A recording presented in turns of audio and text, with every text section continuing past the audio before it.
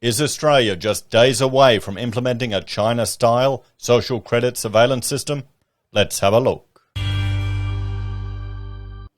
Hello everyone, Florian.Heise here and welcome to another episode of HeiseSays. Grab your stein of coffee because, well, I was asked to do this video by several viewers in the several comments left by viewers on my videos. Now, it's discussing, well, the social credit or digital identity legislation changes that are being implemented in or pushed forward to go through Parliament here in Australia and are open for public consultation.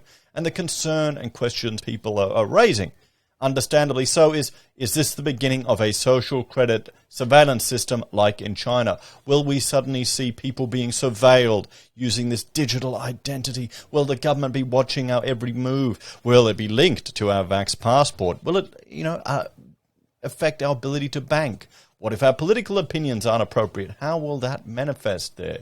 Is this the future of Australia? Now, I'm fairly confident that no, we're not going to end up like China, at least not yet, at least not with this legislation. Although we may go down the path like Germany to unintentionally implement a similar thing. I suspect that could most certainly be something that could happen in Australia. For the greater good, we'll implement something, just, sacrifice a little bit here and there, bit by bit, and, well, wind up in a place we don't want to be.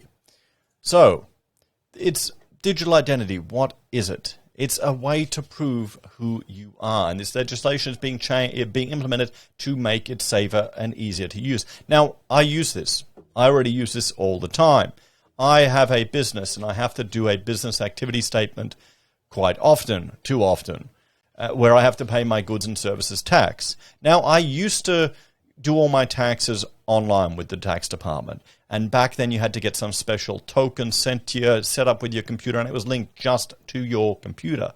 So if you change computers, which I did quite often, if you change components, you'd have to be back on the phone with the tax department for hours to prove who you are, just so you could do the paperwork to pay them. Fantastic, awesome, really efficient, really efficient. So the fact that they have this type of mechanism to allow people to identify themselves digitally, I think is very smart, and it's a good initiative, and it will, well, allow for greater opportunities here in Australia. I would most certainly much prefer to use something like this to KYC for an Australian broker than to send documents to them like you have to. So, what about, what is it? It's a safe, secure, and convenient way to prove who you are online every time you access government services. So it's still just for government services. They're just getting more parties in to use the system, so they have to change the legislation. It's entirely voluntary and controlled by you.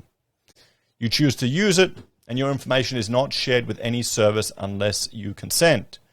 There is still the option to access government services by phone or in person if preferred. So you can still do it the old-fashioned way. Now, I have avoided it because I have a fear or a rage just dealing with bureaucrats on the phone and then repeating information that you can do in 5 seconds on a computer. But maybe that's just me. So, private and secure and protected by strict security protocols set by the government. Now, that's if you trust them or if you don't.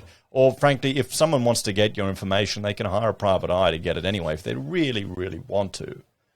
So it's a digital identity system has a range of safeguards to stop your personal information being collected, profiled, used, or sold for any other purposes, such as direct marketing. And hopefully that's true. I mean, most of the direct marketing I get is via LinkedIn, to be quite honest. People calling me there. I had one yesterday. The videos are going to be a bit reduced this week because we're about to have a baby. We went to hospital the other night and it didn't happen. But I got a phone call from a recruiter saying, do you have time to talk? And I go, nope, I'm at the hospital having a baby. And he kind of stuttered on that. So here are the top questions. This is what everyone is thinking, that this is going to be used to link to your Vax profile and it'll stop the unvaxxed or only allow certain people to go to certain businesses.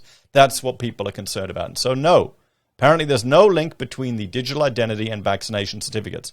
They're not. It's a tool you use to, like a two-factor authentication, you would link it towards your Google account or to another account to provide an extra level of security. This is just a mechanism to use to prove who you are rather than phoning up and providing personal information.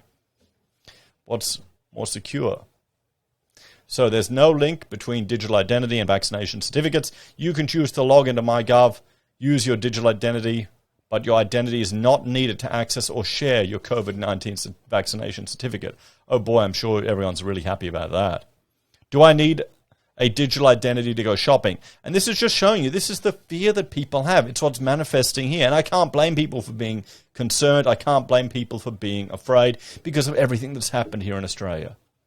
People are starting to realize how much we've handed over to our bureaucrats and to our governments.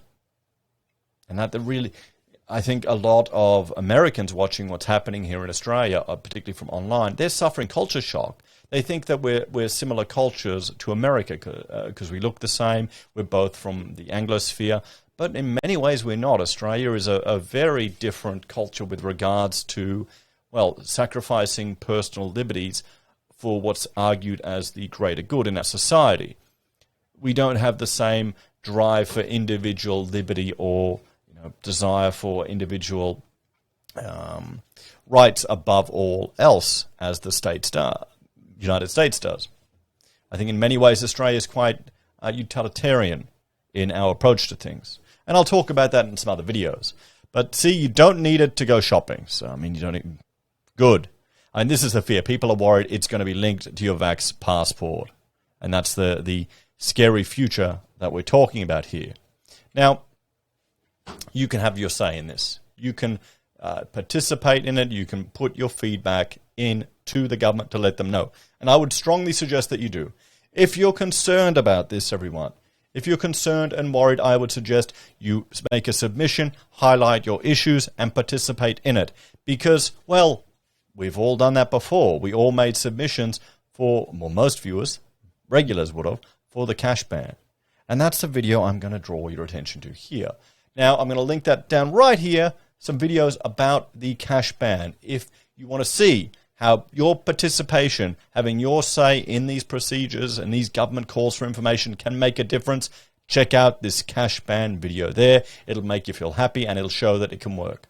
Take care, and I'll see you all.